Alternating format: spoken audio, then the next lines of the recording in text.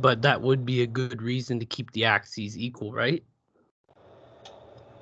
Well, if you can take a ratio of two numbers in your head, then I don't know that it's so important to keep the axes equal.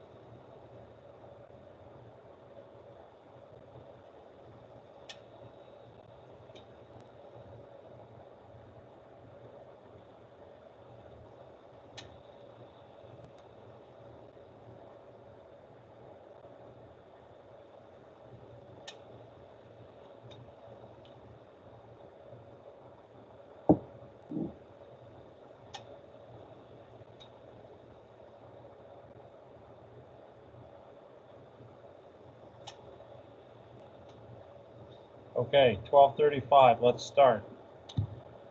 Yeah, so we got to here last time, and these RC circuit impedance spectra, the height of the impedance spectrum should be half the width. But many times in experiment, that's not the case.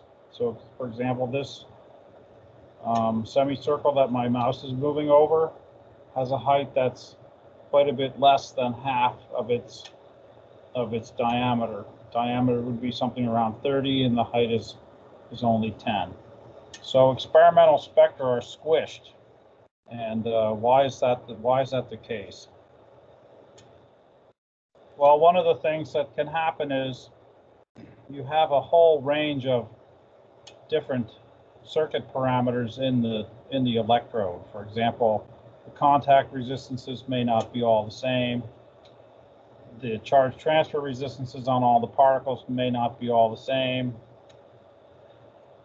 The double layer capacitance values on all the particles may not be the same. So there'll be some distribution of values on the particles. And that will broaden the spectrum. Okay, so even if you just have a single electrode, you're worrying about the heterogeneity in the electrode will broaden the spectrum. So in this particular paper that Dan Abarbanel wrote, he showed that if you put a range of possibilities for contact resistance, electronic resistance, charge transfer resistance, and ionic path resistance, you could generate a whole band of impedance spectra. The caption describes what's going on, and I don't really want to go into the details of this. Really, it basically shows that you can go from semicircular behavior to sort of a skewed semicircular behavior.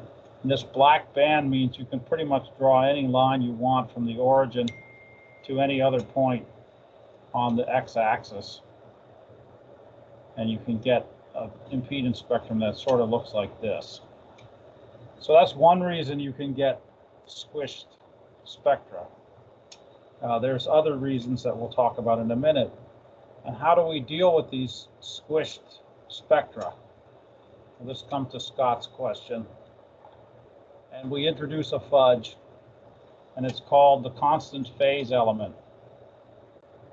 So the constant phase element is something that has an impedance that depends on frequency given by this expression. Okay, 1 over Q times I omega to the power phi. Now, if you pick phi to be equal to 1, then it's Q times I omega. And that would look very much like the impedance of a capacitor, which is 1 over I omega C. So if Q is identified as the capacitance, then if phi is equal to 1, this constant phase element represents a capacitor. But this power phi can vary between 0 and 1. And we'll take a look and see what the impedance spectra of a constant phase element looks like as this factor phi varies from 0 to 1. But first, I thought I would derive the impedance of a parallel resistor constant phase element circuit for you, because it's a little bit tricky to do that. So I'm going to go to my document camera. I think you should see my document camera. Is that correct? Yep. All right, cool. So let's do this. So this the circuit we're considering is a constant phase element in parallel with a resistor like that. Okay, simple circuit. And the constant phase element, Z for a constant phase element, we just learned was 1 over Q times I omega to the power phi. So that means for the parallel circuit, Z should be equal to 1 over R, because when there's two things in parallel, you can, 1 over Z should be 1 over R plus Q times I omega to the power phi, which is 1 over R plus Q times I to the power phi, omega to the power phi. So I don't know if any of you have thought about what it means to take I, which is the square root minus 1, to some non-integer power. So it's something you have to deal with here. So I'll show you how to do that. What is I to the power phi? Well, if you remember, I is equal to e to the I pi over 2. Now, how do I know this? I know this because if I take e to the I pi over 2, that's cosine pi over 2 plus I sine pi over 2. Cosine pi over 2 is 0, and sine pi over 2 is 1. So e to the I pi over 2 is equal to I. So that means I to the power phi is e to the pi over 2, e to the I pi over 2 times phi. Okay, so now we have something that we can work with, right? So 1 over Z then is equal to 1 over R plus Q omega to the phi e to the I pi over 2 times phi. And now what we have to do is figure out what the impedance is. We have to take the reciprocal of this thing and then simplify it to get a real part and an imaginary part out of it. So the first thing we say is Z equals 1 over this whole thing.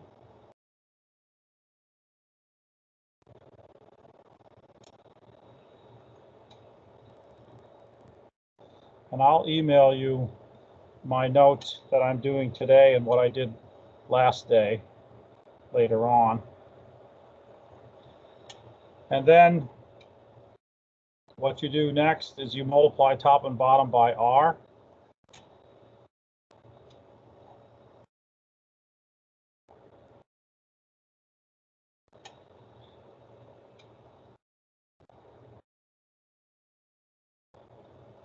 And then you have to multiply top and bottom by the complex conjugate of the denominator to make the denominator real. So you get r over 1 plus q omega to the power phi e to the I pi over 2 times phi. Did you miss an R there? Yes, I did. There's an r, should be here. Thanks for that. Then you multiply top and bottom by the complex conjugate of the denominator, which is 1 plus q r omega to the phi e to the minus I pi over 2 pi, and 1 plus q r omega to the phi e to the minus I pi over 2 phi. Okay, so then you have to multiply out the numerator and the denominator. And if you do that, you get r times 1 plus q r omega to the power phi e to the minus I pi over 2 phi. That's the numerator. And the denominator turns out to be 1 plus 2q r omega to the phi cosine pi over 2 times phi plus q r omega to the power phi squared.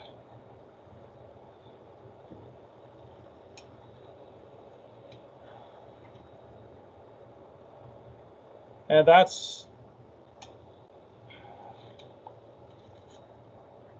really the hard part.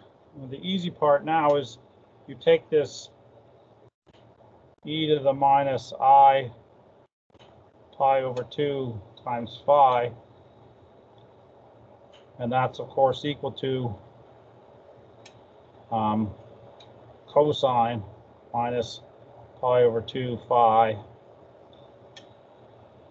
plus I sine minus pi over 2 times phi. And you put that in for that thing, and then you can separate the numerator into real and imaginary parts.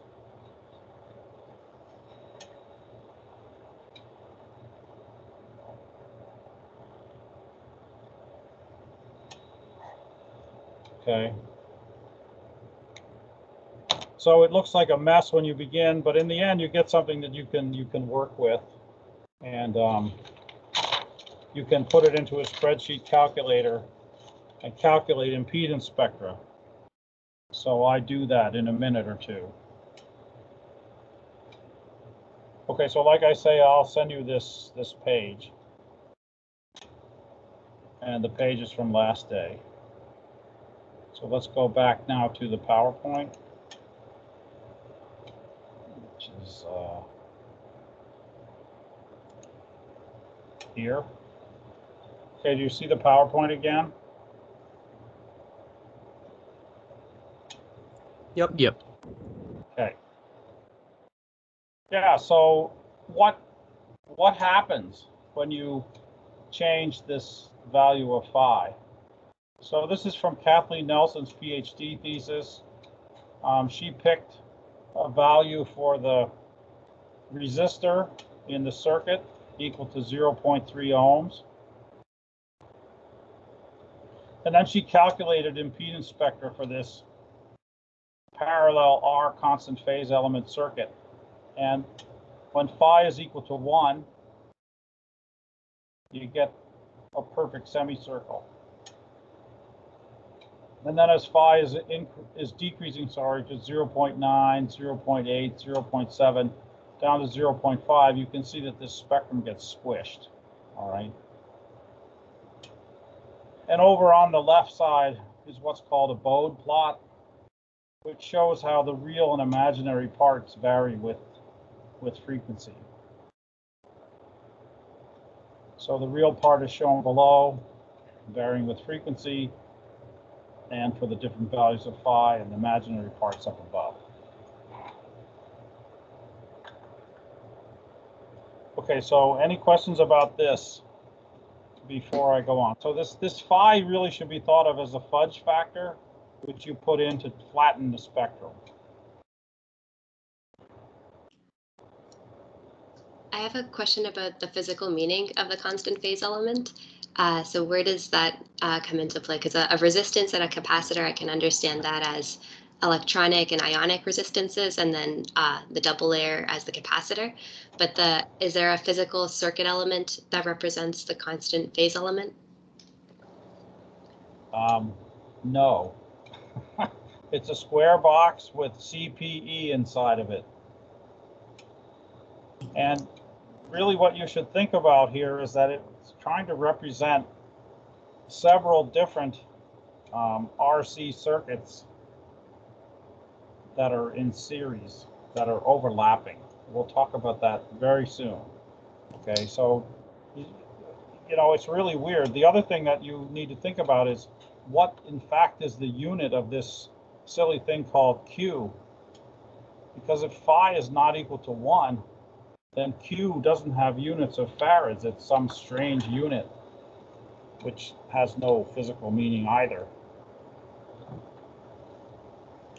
So mathematically, could we achieve the same thing that the constant phase element is doing just by having a very large number of resistors and capacitors in series and in parallel to sum up all those different small circuits?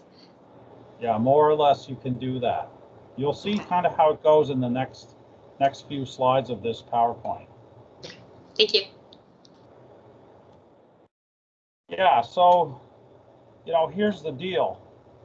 So the question is, can you fit experimental EIS spectra with these type of simple models?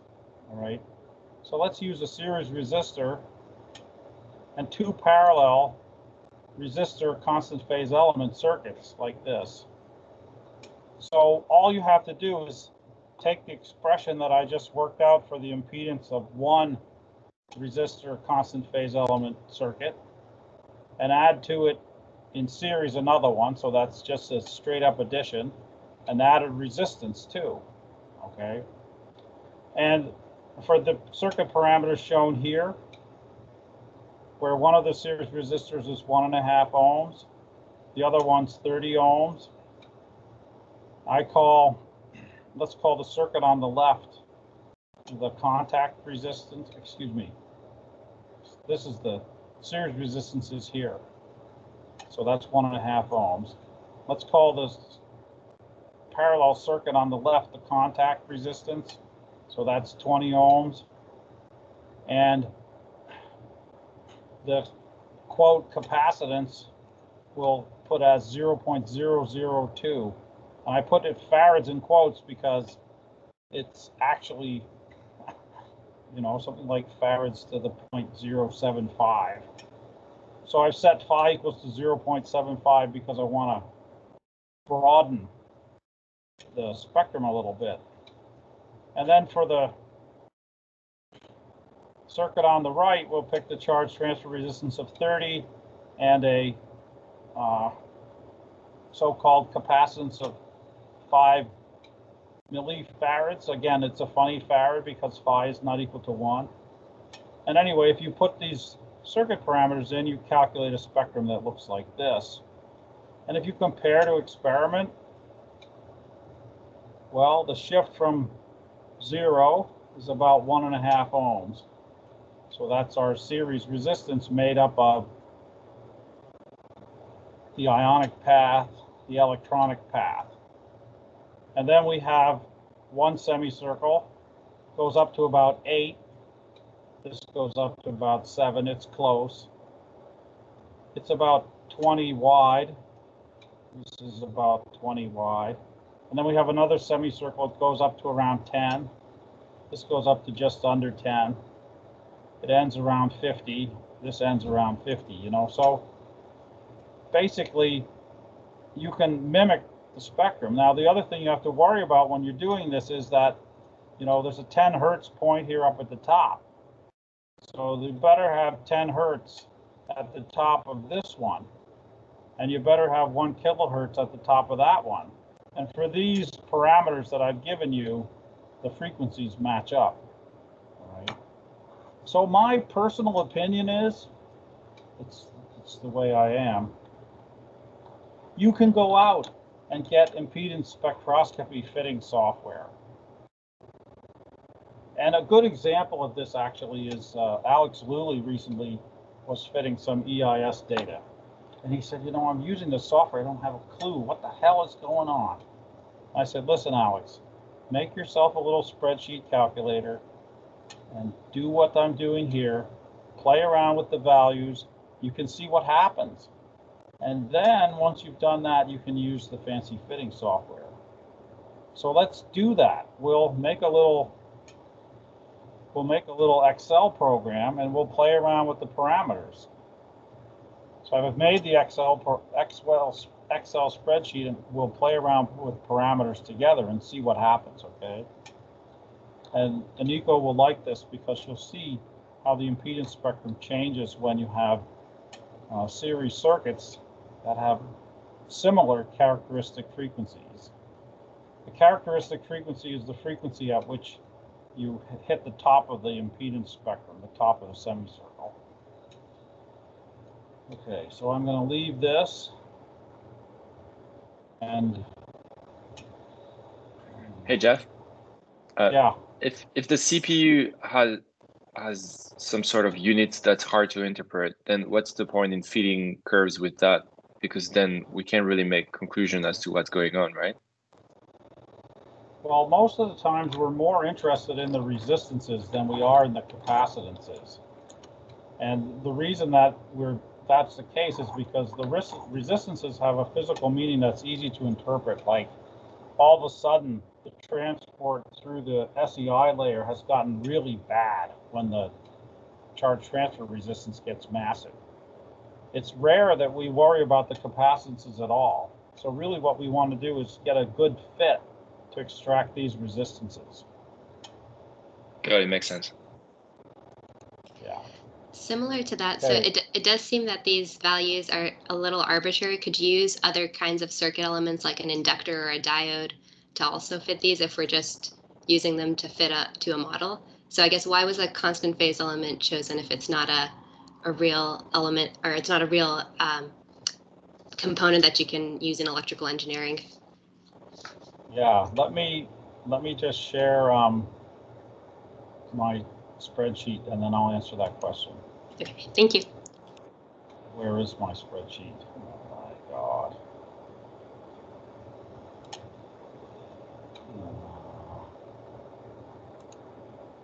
Yeah, here we go.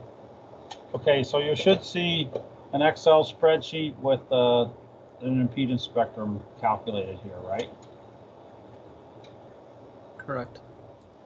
All right, cool. Okay, so let's answer Aniko's question. So if you put an inductor in a circuit and you wonder about what it's going to do to the impedance spectrum, the negative imaginary part of the impedance spectrum of a circuit that involves an inductor, where the inductor dominates, so like a parallel resistor inductive circuit, it's below the x-axis.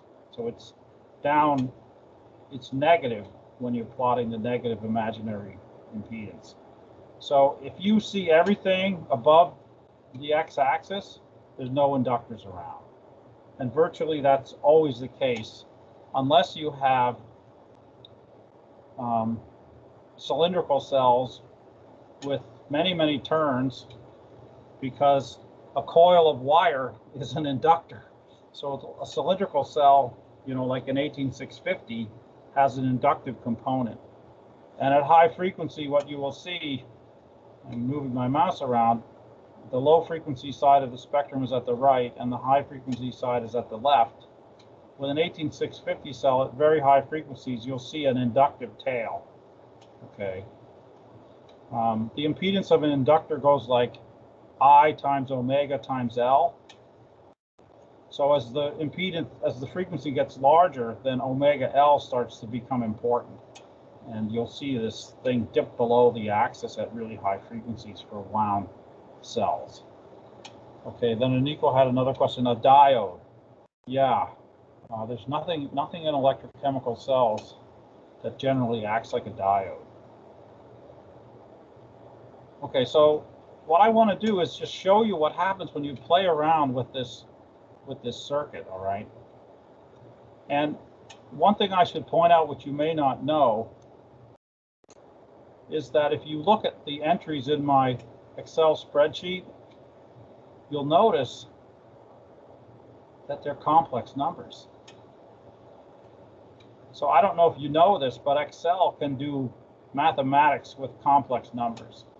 So you have to just learn how to do that. You'll have a homework problem where you have to do stuff like this, and you'll have to figure out, you don't have to work in complex numbers.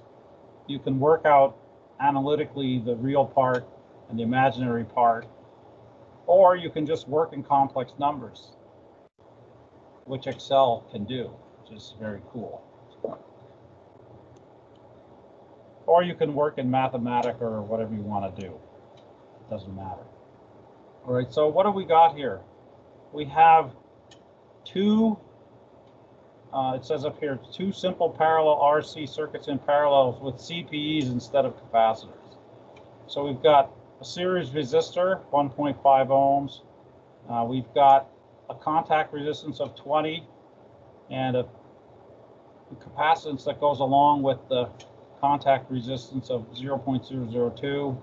And we set both values of phi equal to 1. Now, which semicircle corresponds to which of these elements?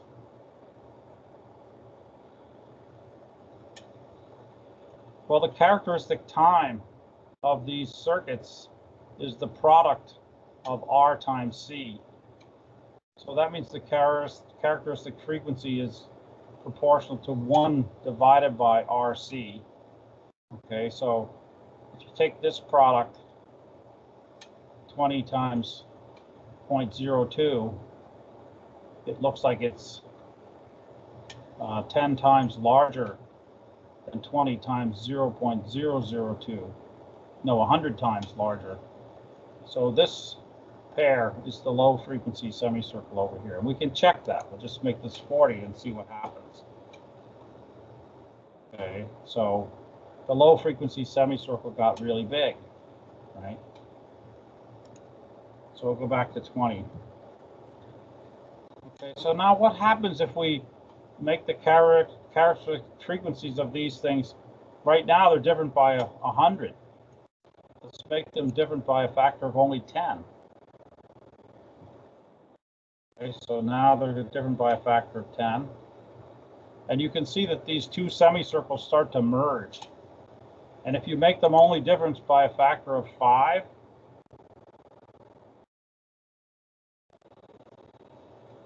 what do I have to do to make it different by a factor of 5? 2. So I want to be smaller. It has to be 0, 0.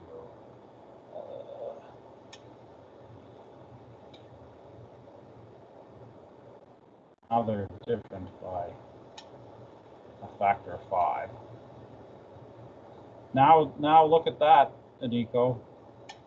This is two capacitors. Phi is both equal to 1 here, but now you have a squished semicircle. You could fit this thing with a single constant phase element circuit if you wanted to. So this is the point.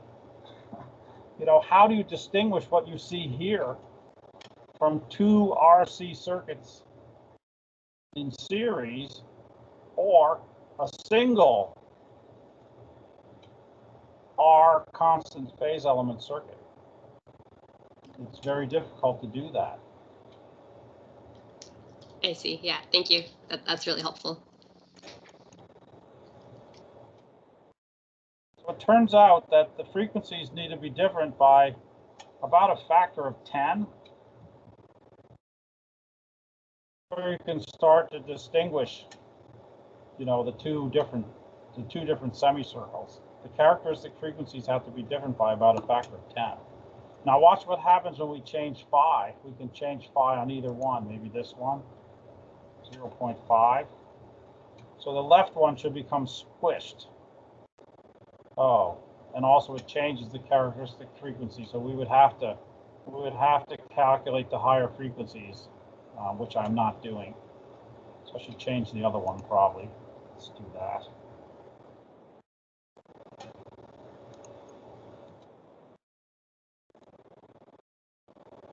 Yeah, so look at it now, right? It's really quite bizarre looking. Okay.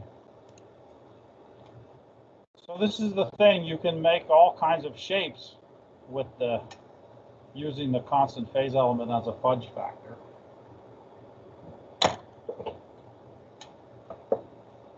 All right, let's move along back to the PowerPoint. So I'll stop sharing there, and then I'll reshare the PowerPoint. It should be here. Okay, do you see the PowerPoint again? Yep. Okay. So then here's the thing, you know, many times you have an impedance spectrum of a full lithium-ion cell. So let's say this is an impedance spectrum of a full lithium-ion cell. Well, that means this impedance spectrum contains contributions from the negative and the positive electrodes. Each of those has a contact resistance, which maybe is very similar for each one. So you need at least a minimum of 3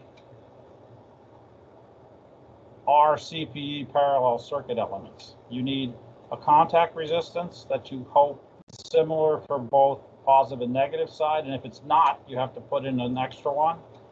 You need a series resistance to talk about the electrolyte, ionic transport in the electrolyte, and the electron transport in the carbon black, and so on.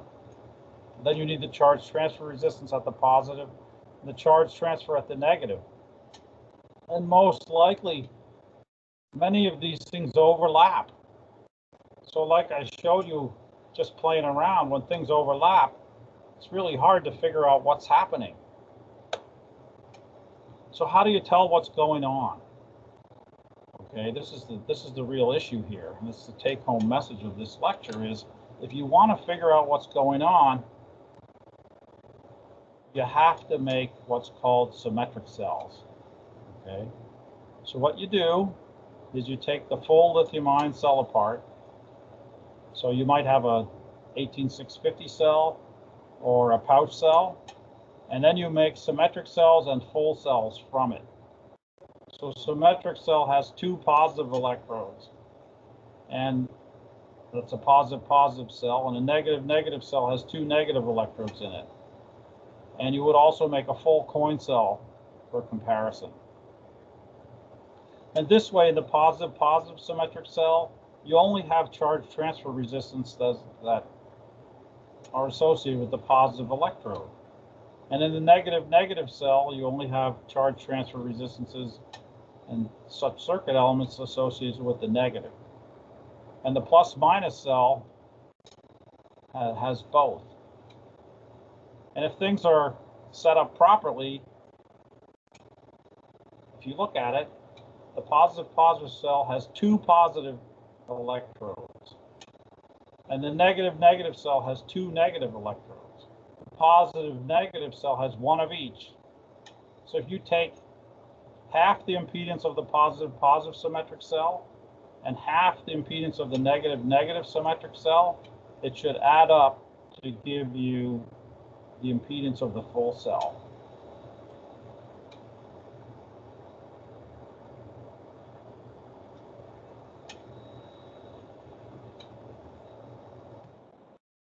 So Alison Keefe did a fantastic job. Her master's thesis is a work of art. I highly recommend that people interested in impedance spectroscopy read it because she did a really great job. So let's take a look at it, okay? So Alison spent the time to measure impedance spectra at different temperatures for full cells, positive cells, and negative cells. So let's look at the full cell. Here we are. Here's the full cell impedance spectrum, top right corner. And here's the positive cell measured at the same temperature, and the negative cell measured at the same temperature. So when you look at these three spectra, these are already divided by 2 so that you can kind of mentally add them. What electrode do you think dominates the impedance spectrum of the full cell? The negative or the positive? Positive. Yeah, it's really easy to tell. Now, she has in the positive cells 2 different traces. One is a positive cell made with a stainless steel spacer, and one is with aluminum spacers. And the contact resistance varies between a positive electrode touching stainless steel or a positive electrode touching aluminum, as we'll see as we go down in temperature, up in temperature. So when you go up in temperature, what happens? Well, when you look at the full scale, you can see the impedance becomes much smaller. The diameter of all these semicircles becomes much smaller. So Alison's made insets to show you, what's happening.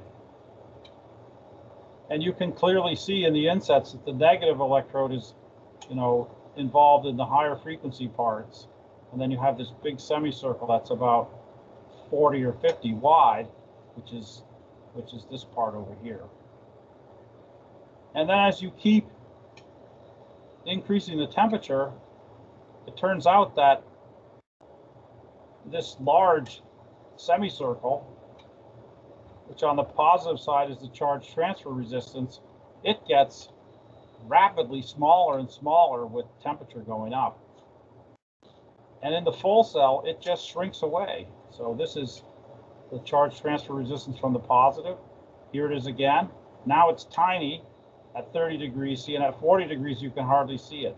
The impedance spectrum now is dominated by the contact resistance. And the charge transfer resistance, which is what you really want to measure, you hardly see it. So when people measure impedance spectra of full cells at temperatures like room temperature and above, who knows what they're reporting? If you really want to see the contact resistance, you have to go to low temperature because it becomes much, much larger at low temperature faster than the contact resistance does. So that's the message. Measure at low temperature to learn about the charge transfer resistance. And in our laboratory, we always measure impedance spectra at 10 degrees C. And this is why, if you were wondering why we do that. Measuring at -10 would probably be better. But it's just harder to keep temperature boxes at -10 without having ice build up in the temperature chamber. Any questions about this?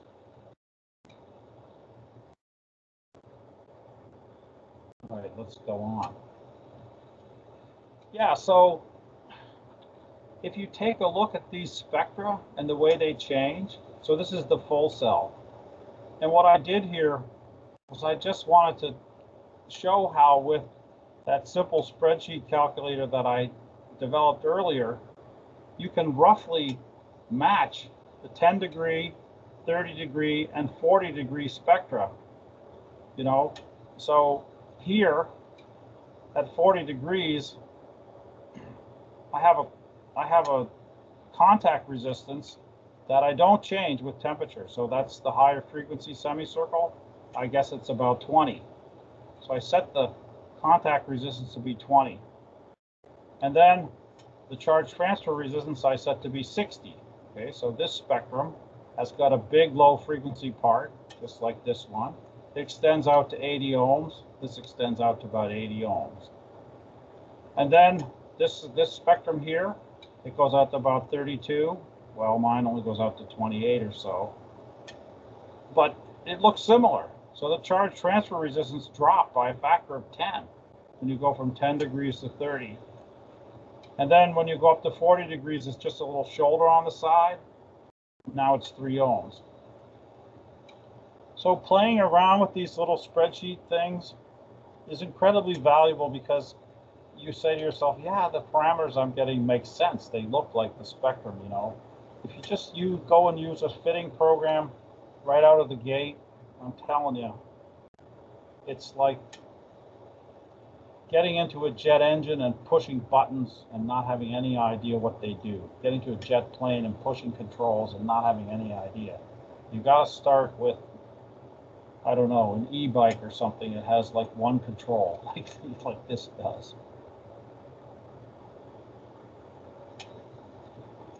Okay, any questions about this? Does this fit works when you change the metal, the current collector?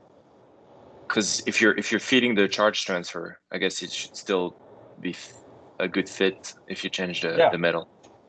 Yeah, actually, let's take a look at the charge transfer, okay? So here, the charge transfer is the lower frequency semicircle. So look at the red, the aluminum charge transfer one, and the black. They have the same width and the same height.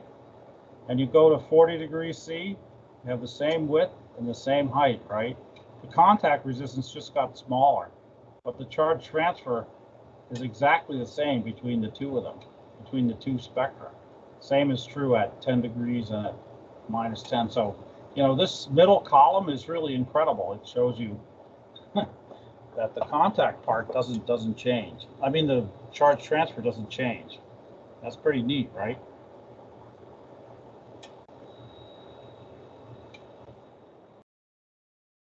Okay, so, you know, how do you use EIS in studies of real lithium-ion cells to help diagnose failure and improve the cells?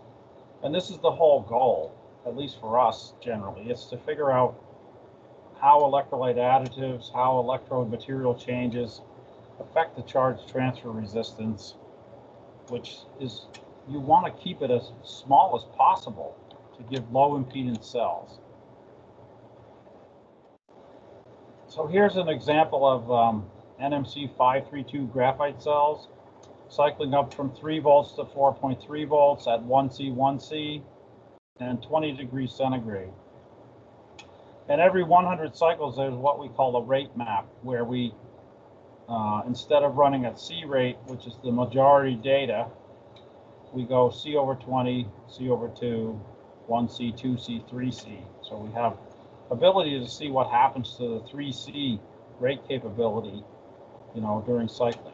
So for this electrolyte blend, which has additives 2 FeC plus 1 ethylene sulfate, you can see that the impedance of the cell is building up because you're losing 3C rate capability. And in addition, if you just plot delta V, which we described what delta V was before, you know, this is going up like crazy over these first 2,500 cycles. And if you use improved electrolyte additives, you can make things much, much better, you know? And you have to look at the red cell and you say, why is this thing having increased impedance? So what you do is at the end of the test, you make symmetric cells out of the thing. So here's a coin cell that's the positive minus, so the full coin cell. And you can see it has this gigantic lobe on the right side.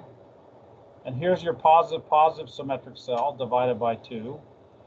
Well, it's got the giant lobe. And here's your negative symmetric cell. It's tiny, right? And it matches this tiny part over there. So you can conclude from this that all the problems in this cell are coming from charge transfer resistance growth at the positive side. Okay. And this is the power of impedance spectroscopy. It allows you to figure out, okay, where do I have to attack to make the cells better? And these improved additives that are mentioned here, they're extremely good at giving cell operation at high voltage, like 4.3 volts. This FEC DTD combination is fine when you operate the same test at 4.2 volts. But when you go to 4.3 volts, it dies. Like, you know, it takes a long time to die, but it still dies. So anyway, the point of this lecture really is to show you that EIS is useful. It sort of allows you to look inside the cell and see what's happening to the various electrode-electrolyte interfaces. Oh yeah, you know, once you sort of understand from symmetric cells what the impedance behavior of your full cell means, you don't have to make symmetric cells anymore. For example, we know when we look at impedance spectra of cells like this, we know the positive side impedance is getting bigger. We know this big lobe on the right is getting bigger and bigger. And the way we learned that was by making symmetric cells at the beginning, okay? And whenever you get involved in a situation where there's something surprising or very different, you have to make symmetric cells to know what's going on. So once you have an understanding from symmetric cells, it really is the best way to look inside the cell and see what's happening to the electrode-electrolyte interfaces. You know, some people would say, oh, well, you know, you should use XPS. You should use TEM. You should all these methods to look at the electrode-electrolyte interfaces. And sure, they give you a lot of useful information about the chemistry, but they're highly labor-intensive, highly inconvenient. You have to take cells apart. And what's nice about EIS is you can measure it on a cell and then put the cell back on test and see what happens to it over time. Simple equivalent circuit models can be used to give a pretty good qualitative understanding of the processes occurring at the interfaces, right? So, you know, a transmission line model, fancy EIS models are really, you know, beyond the scope of this class and beyond the scope of, you know, common practice in our laboratory. It's not useful to go to that level of detail. Measuring EIS on lithium-ion cells at low temperatures is extremely valuable to identify the semicircle associated with charge transfer through the SEI layers. This is incredibly important to realize the advantages of going to low temperature.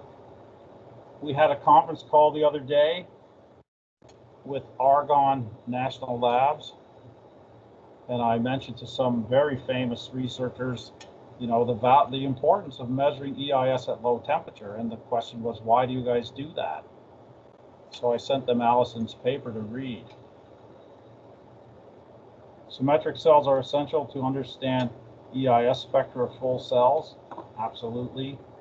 And measuring EIS throughout cell life and at the end of life is very useful to determine failure mechanisms and allow the researcher to propose solutions. Now, the really great thing to do would be to have on your cycler a machine that's allowing you to measure EIS spectra whenever you want without ever having to move it from the cycler. And there are machines you can buy like this. They're very expensive though. We have one system in our lab that's semi-reliable that allows you to measure EIS spectra on 32 cells as they are cycling throughout their life. If you treat this thing really nicely, sometimes it doesn't crash during your experiment.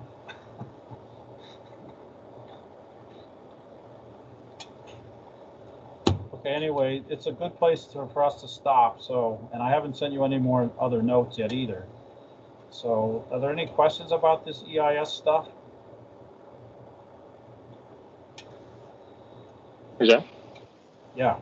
So if we're, you know, most of the impedance growth from EIS is from charge transfer, right? So if you're just interested in looking at the increase in the cell resistance over time, why don't you just do DCR instead of EIS?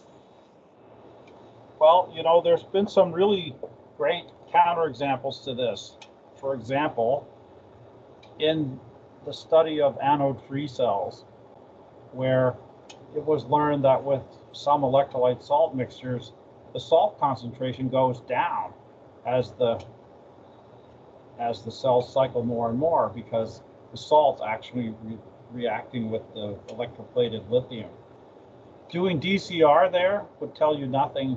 You just say, oh, the positive side impedance is going up. But really what's happening is the salt concentration is going down and you're losing conductivity in the electrolyte. So in those studies with anode-free cells, what you see is during cycling, this shift, this series resistance, just the whole impedance spectrum just kept starting farther and farther to the right as this series resistance got larger as you lost ionic conductivity. Another counterexample to this is when you use certain electrolyte additives like triallophosphate and propene sultone. What they do is they give you a negative side charge transfer resistance that's big, okay? And you'll see then a big negative side charge, I'm pointing to the wrong place. The negative side charge transfer resistance will be big, comparable to the positive. So it's not always the case that it's very simple. With a lot of experience over time, you sort of know what to expect. But every time you pick up a new electrolyte additive, it's fair game. Anything can happen. You don't know what's going to happen. How's that for an answer?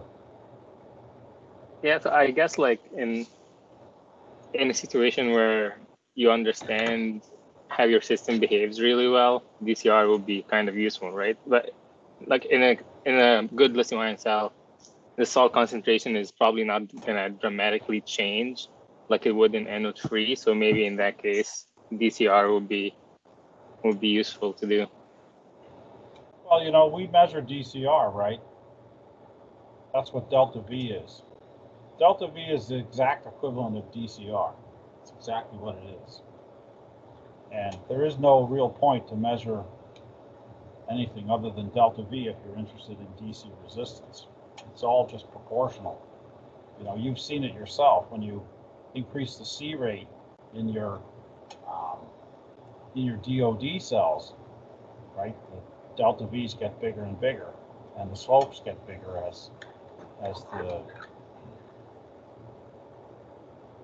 because it goes like I times R. So when I gets bigger and delta R is the same, the slope is bigger.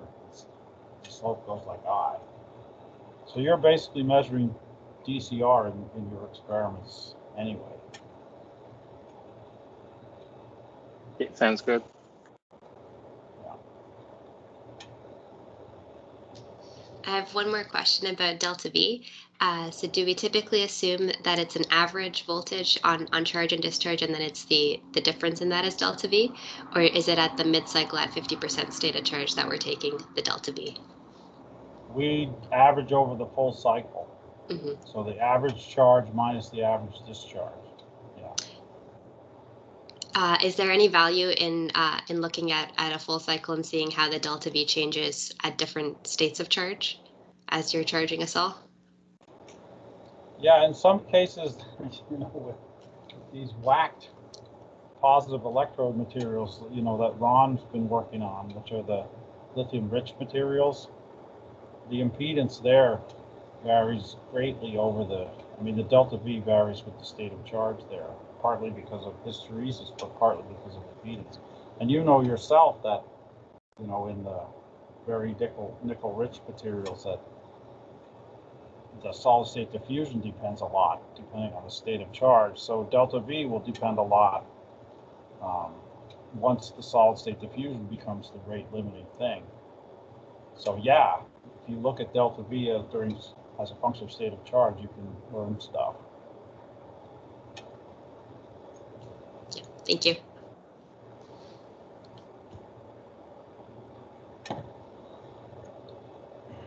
Yeah, so I've just given you homework 6, I think. So homework 7 will have, some problems for you to work on with EIS. And I'm not going to let you use fancy EIS fitting software. I'm going to make you make your own spreadsheet software. And we'll also have DVDQ analysis on that homework, which will be next lecture. Okay? All right, see you Friday. I'll put these notes in the scanner right now so I don't forget.